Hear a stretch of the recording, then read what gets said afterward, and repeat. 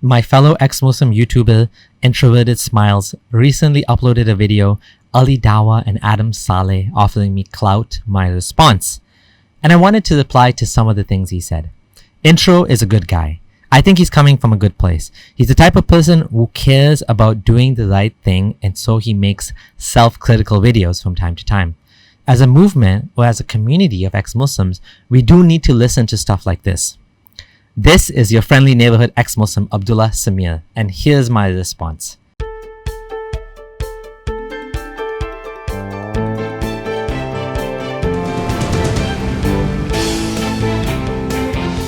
Hey, what's going on, guys? It's been a long time since I made a face-to-face video, and there's a reason for that. Just recently, Ali Dawah and Adam Saleh kind of tweeted out a video with me in the thumbnail, and Ali Dawah just now tweeted, "Oh, what a loser, Introverted Smiles, haha. Adam Saleh got closer to Islam because of you." And I didn't watch the video. I don't really care to. But if Adam Saleh got closer to Islam because of me, then I'm happy for him. Because I really don't care about that stuff. I'm way above that. And that's the point of making this video, sort of like a little update video. I've been trying to distance myself from the ex-Muslim label, but at the same time, I'm kind of not. I'm kind of active on Twitter and stuff. Not sure why this is the case. My guess is that some Muslims made you feel dirty about the activism you're doing. You don't need to feel this way. I did this once, i.e. dropped the ex-Muslim label, but I feel like it's playing right into the hands of the apologists.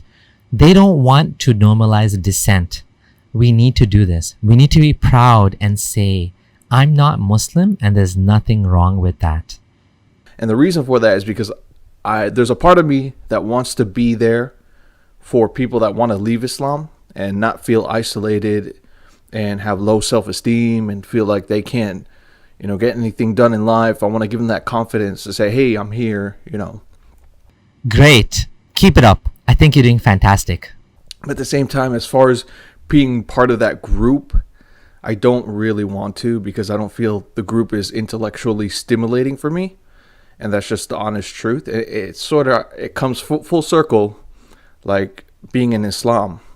We could blame the Salafi version of Islam for that. I didn't find it intellectually stimulating, like Yasser Qadhi. Depends on how you approach it. Ex-Muslims are as diverse as Muslims are. Are you battling it out on Twitter? Are you discussing in a closed group of ex-Muslims? Are you on the ex-Muslim Reddit, on a private Discord server, in an intellectual specialized Islamic discussion group? There are all sorts of people and forums you could talk to. The Reddit wouldn't be likely a stimulating place. You'd probably have a lot of memes and stuff. But there was a 10 or something page response to my Dhul Qarnain video posted on there by a Muslim. So I responded to it in Definitely intellectual stimulation there. Majority of non-Muslims, Christian apologists, and ex-Muslims would probably be talking about things like Muhammad's a pedophile. The historians and scholars on Twitter, though, like Sean Anthony and Margin Van Putten, you can follow and discuss with for more academic, enlightening conversations. You can dig deep into the real issues. Don't let the actions and conversations of a few, or of a many, dissuade you from diving into intellectual arguments. I'm at a point right now where it's I don't know. I just see the certain figureheads of ex-Muslims, and it's the same thing as the Muslims. I'm not sure what you mean by this. What are these figureheads of ex-Muslims or Muslims doing that's so bad? Is it just being public and loud about issues that they care about? If so, this is a good thing, whether you're Muslim or not. We need to keep it up. Talk about things that matter to us. So I'm kind of distancing myself from the ex-Muslim label, but at the same time, I want to be there for the people that feel depressed and sad and everything. And I think you're doing a good job with your channel overall. Keep it up. The more ex-Muslims we have talking about things that matter, the better. I also don't want to be associated with emotional ex-Muslims. I don't know what you mean by this. Emotions are a healthy part of all of us. If by emotional you mean vulgar, rude, bitchy, or having nasty behavior, then yes, me neither. I don't want anything to do with that either. But emotionally compelling can be a good thing, speaking from the heart. Not a bad thing like some people try to paint. I recommend the book Everything is Fucked by Mark Manson. He gives this beautiful analogy of a car with two drivers. The two drivers are your thinking brain and your feeling brain. We normally think the thinking brain is in charge, but that's not the case. Here's a quote. Here's the truth. The feeling brain is driving a consciousness car. And I don't care how scientific you think you are or how many letters you have after your name. You're one of us, bucko. You're the crazy feeling brain. Piloted meat robot. Just like the rest of us. The feeling brain drives a consciousness car because ultimately we are moved to action only by emotion. That's because action is emotion. Emotion is a biological hydraulic system that pushes our body into movement. Fear is not this magical thing your brain invents. No, it happens in our bodies. It's a tightening of our stomach, the tensing of your muscles, the release of adrenaline, the overwhelming desire for space and emptiness around your body. While the thinking brain exists solely within the synaptic arrangements inside your skull, the feeling brain is the wisdom and the stupidity of your entire body. Anger pushes your body to move. Anxiety pulls it into retreat. Joy lights up the facial muscles, while sadness attempts to shade your existence from view. Emotion inspires action, and action inspires emotion. The two are inseparable. End quote. So don't feel like emotions are bad, ever. We are by our very nature emotional beings, and we need to make peace with that. At the same time, I get under the skin of certain people, and I get that certain attention because I have knowledge, you know. I'm way smarter than these guys, these Dawah boys, these Muhammad hijabs, and I don't ever claim to be smarter than anyone else, but I am grateful that I was able to see my way through Islam. It takes courage to be able to face the contradictions and holes and not ignore the problems because everything around you is connected to Islam. I've been a practicing Muslim for many years. Like, I'm awake for Fajr, and I'm an ex-Muslim after like 7 years. You know, that's how bad it is for me, you know, like I feel empty not praying Fajr Salat. You know, that's how it's affected me personally in my life. I'm not sure why this is the case. Is it because you grew attached to the routine? Is it because you felt good waking up early in the morning? I personally don't miss it a single bit. I enjoy getting enough rest and not disturbing my REM sleep. I do miss the community aspect of Islam a bit, but you can find that in other places. For the Fajr thing, if you like waking up early, try meditating from dawn to sunset or going for a jog. These would give you the same good feelings that Fajr did. You know, and I'm not interested in having some kind of discussion and being an ex-Muslim superstar versus the Dawah boy superstar. I'm not into that stuff because I'm into my own spiritual journey. I'm only on social media for people, you know, to help people. I'm not there to get the fame and the recognition and all that. It's a disease, and Ali Dawah knows this. Ali Dawah, Adam Saleh, they both know this. And if you're watching this, guys, you guys know it's hard to keep up with. It sucks. People are labeling you this and that. It gets under your skin. It's toxic.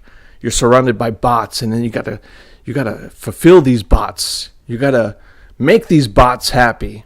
It's a never-ending circle. I know how that feels. You know, it sucks, and you want to do your own thing in life. So I agree that talking to these guys can be incredibly toxic. They willingly throw and hurl personal attacks and abuses at us. They make memes of us. They use vulgar and crude questions in order to offend and abuse. And we don't respond in kind. We don't want to go to their level. The heat sometimes is too much, which is why a certain prominent ex-Muslim I know doesn't go on Twitter. It's just not worth the emotional drain and drama for him. As an ex-Muslim, agnostic, you know, people are wondering, I don't really go with the atheist label for the same reason. Like, because the people associated with the atheists are just too emotional, too liberal for me. I just kind of want to be at a certain corner of the earth and just do my own thing and not be associated with people. And like, I don't agree with this. The atheist label is not emotional or liberal. There are liberal and conservative atheists. It's a spectrum. In fact, I recently interviewed an ex-Muslim atheist who's right-leaning on my channel. You'll probably find more variety among atheists than believers because we aren't united by a common belief. We just don't believe in any religion. The label is just there to describe a lack of belief. That's all. I'm trying to go through healing on my own, you know, and growing. There's a lot going on in the world today that people are just not paying attention to, and they just want to focus on Islam or being ex-Muslim. Like, there's so many more problems in the world today. And then like we have people that don't want to really think like about the crisis in Lebanon right now. Like they want to, just continue to bash and bash. They want to continue to bash and bash Muslims. But there are Muslims out there that need our help and donation. And I say to myself, like, as an ex-Muslim, what's wrong with donating to like a Muslim cause or helping Muslims out? And like some ex-Muslims have a problem with that. I've never heard an atheist or ex-Muslim say we shouldn't help Muslims. We definitely can and should. It's good to help others, regardless of their religion or other identity markers. I would donate to earthquake funds in Muslim countries or any other country. Oh, no, we got to help some atheist that's having trouble with his legal fees and this and that. I have different priorities, the way I look at things. I just find that I'm a different person right now. So that's it, guys. Take care. Hope everybody's well. I know I'll lose followers and viewers and unsubscribe and blah, blah, blah. All that jazz. I don't really care, bro. All right, guys. Take care. Bye.